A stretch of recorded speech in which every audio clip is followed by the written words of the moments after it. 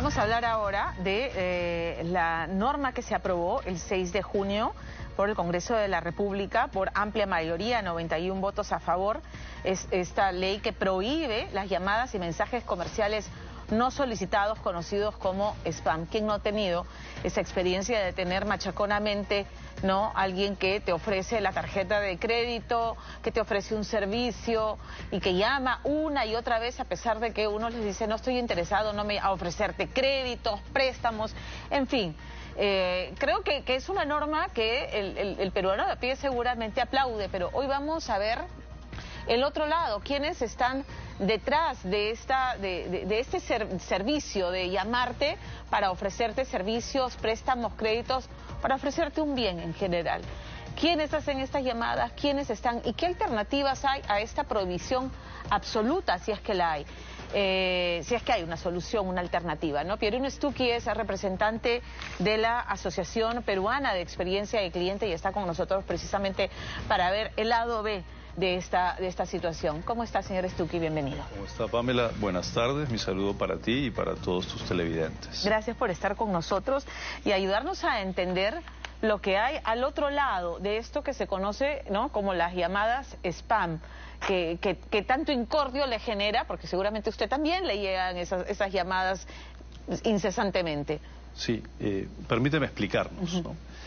Es cierto que hay un problema. Hay que claramente reconocer que hay un problema que afecta a la ciudadanía. La ciudadanía puede estar recibiendo ciertamente llamadas a horas incómodas, de teléfonos desconocidos y de manera persistente. Sí. Eso hay que corregirlo. Eso se debe al actuar no de todas las empresas dedicadas a establecer llamadas comerciales, sino de algunas. Con lo cual no se puede afirmar que todas realizan esta práctica indebida. ¿Cuál es la solución en una situación de esta naturaleza? Colocar por ley un horario para que las llamadas no lleguen en momentos no deseados. Si se requiere, que seguramente sí, identificar si la llamada es comercial o no, pues entonces la regulación por ley debiera establecer una obligatoria identificación. Así como el 0808 funciona para llamar gratuitamente, o el 0800, de manera inversa se puede reconocer con sistema de telecomunicaciones cuando es una llamada comercial. O sea, ponerle un prefijo a quienes vayan a ofrecer este servicio. Identificación. Y si las llamadas son persistentes, hay que anotar que la ley vigente ya las prohíbe. Prohíbe la insistencia y hoy Indecopi tiene la función de sancionar.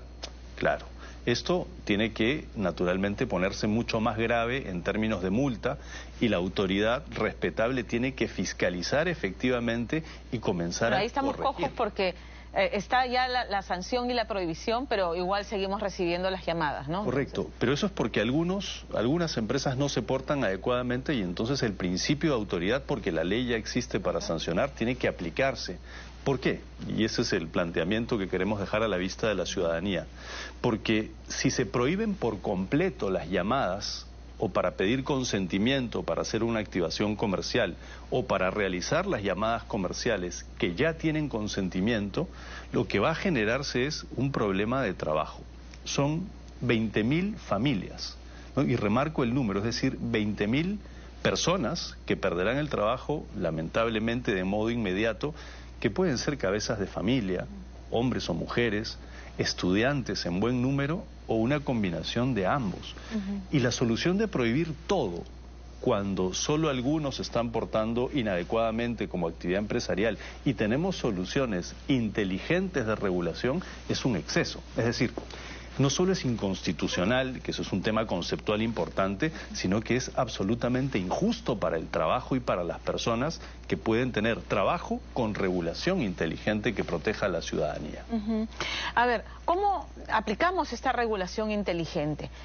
¿Cómo hacer para no estar bombardeados, sino de proteger a quienes hoy trabajan en los call centers para estas empresas? Porque al final son call centers los que se dedican a este tema de llamar a una cartera de clientes que obtienen, hay que preguntarse cómo, ¿no? Porque a veces a uno lo llaman de una entidad o de una empresa a la que uno nunca ha contratado y que mágicamente tienen tu número de teléfono y tu identidad.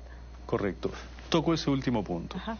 Cuando no se tiene autorización, lo que permite la Ley de Protección de Datos Personales hoy en el Perú es tener un primer contacto, por ejemplo telefónico, corto, solamente para pedir autorización. Ya. Si hay autorización, porque a veces uno llena un formulario, un contrato y autoriza a ser llamado. Leer la letra pequeña entonces. Hay que leer, claro, pero además la llamada, y esto también es responsabilidad de la autoridad, pero sobre todo de las empresas que deben ser fiscalizadas, es llamar una vez. Porque la persistencia, la insistencia ya está prohibida. Es decir, en el fondo es una combinación de factores. Lo resumo. Primero, que la ley sea inteligente al regular. Identificar llamadas, colocar horarios, agravar sanciones para quien llame persistentemente. Y de otro lado, que la autoridad fiscalice. En primera, que la autoridad comience a sancionar, pero de verdad, a aquellas empresas que no son todas. Por incumplir estas reglas, la situación se corrige. Pero la autoridad no debe sorprenderse también. ¿Hay precedente de que hayan empresas que hayan sido sancionadas? Porque hoy la multa alcanza hasta los 2 millones de soles.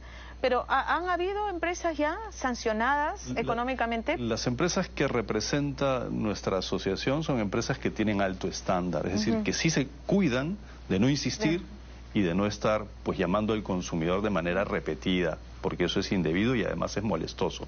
Más bien quien debería responder eso es Indecopi, porque, y con respeto lo digo, si Indecopi o las autoridades se sorprenden de que esto continúe, teniendo ya una ley que les permite sancionarlos, es que lo que se ha hecho no es suficiente. Y hay que apoyar a la autoridad. Si le faltan recursos personales, temporalmente en una campaña de fiscalización, con una nueva ley, pero no esta que prohíbe, sino una ley inteligente que regula, porque la solución es regular y no prohibir, entonces a partir de ahí se producen las correcciones. ¿Existe la posibilidad, hay experiencias en otros países de que se use un prefijo para que el usuario del teléfono celular, esta es una llamada de alguna empresa y no quiero contestarla, o sea, de saque? Sí, y además existe la posibilidad de implementar un app, es decir, una aplicación telefónica. Si la autoridad la administrara, que es la llamada a hacerlo, uno coloca su teléfono allí y entonces vuelves a un registro donde rechazas por anticipado una llamada promocional. Los medios digitales ahora permiten eso.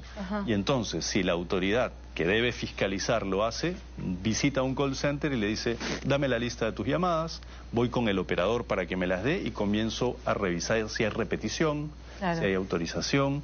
Y a partir de ahí hay un trabajo de fiscalización, de seguimiento que se tiene que hacer, que tampoco se está haciendo. Porque si nuestra actitud legislativa, y me refiero al Congreso con mucho respeto, es ante un problema ciegamente prohibirlo todo, lo que no se está viendo son 20.000 familias que en el fondo son algo de 70.000 personas. ¿Qué hacemos con esas personas, familias, que habría que verles los rostros al día siguiente que pierden el trabajo? En ese momento el Congreso se va a sorprender y decir qué pasó, pero cómo fue, en qué momento está este proyecto de ley. Ya fue proyecto y ya se aprobó.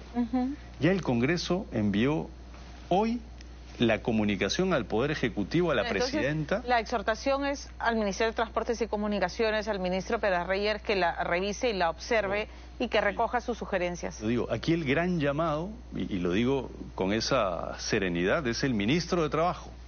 Porque en su cartera está la responsabilidad del efecto sobre 70.000 personas. Está el ministro de Economía, que este es un asunto de economía y de familias que es importante. El presidente del Consejo de Ministros, que debe tomar buena cuenta en la calidad regulatoria que estimula trabajo y actividad empresarial que paga impuestos. Y sobre todo, viendo el reportaje previo, la presidenta de la República, que debe tener esa sensibilidad que corresponde a una mandataria para poder entender que esto no se debe aprobar en automático, no es cuestión de ordenar su publicación. Ya hubo un intento hace un año de regular sin tecnicismo esta situación. Miren lo que se ha demorado el Estado. Esto tiene que volver al Congreso, en nuestra opinión, por el problema que va a generar, para que se revise técnicamente y las reglas sean inteligentes, no prohibiciones a ciegas. Para terminar, porque tengo que ya ir cerrando el programa, ¿los han recibido, han hecho llegar ustedes estas sugerencias y las prácticas? Porque esto no es un problema solamente de Perú, claramente. ¿Las prácticas en otros países que hayan sido exitosas para que sean tomadas en consideración? Sí, la asociación de las empresas que comentamos, en su momento el Congreso le hizo llegar la información y se puso a disposición. Ya cursamos oficios absolutamente respetuosos pero contundentes al ministro de Trabajo, al ministro de Economía, a la presidencia del Consejo de Ministros. Pero no han sido tomados en cuenta. Es el momento en que se tomen en cuenta. Hay 15 días para que el Poder Ejecutivo tome atención a estas 70.000 personas, que son las familias que indicamos, para que se observe y se reflexione. Prohibiciones a ciegas nos hacen daño. Regulación inteligente es lo que necesitamos. Correcto. Gracias por estar con nosotros esta tarde. Muchísimas gracias, Pamela. Gracias. Ya decimos chau, sí, porque ya van a ser las 2 de la tarde. Buen fin de semana. El domingo celebramos a los papás.